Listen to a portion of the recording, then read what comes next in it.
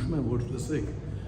հիշեք Հիտլերի եւ Ստալինի հարաբերությունները, հիշեք այն ժամանակները, բռնապետը խաղաղություն չի կարող։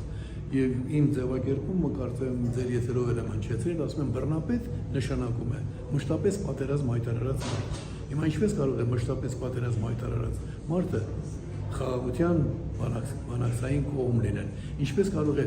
այն մարդկանց հայ լինելու համար պատանդ պահող մարդը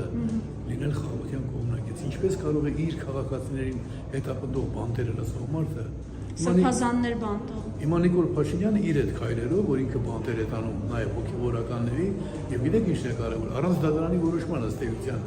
այսինքն գործերը վերաբերում են նախնական կալանքին։ Սա ցույց է տալիս, որ ինքը գնալով դառնում է Լուկաշենկո եւ Ալիև, հետեւաբար մենք նրանից լավ բան սպասելու ուղղակի առողջ բանականությունը մեզ թույլ չի տալիս նրանից որևէ լավ բան սպասել։ Եվ առաքելական եկեղեցու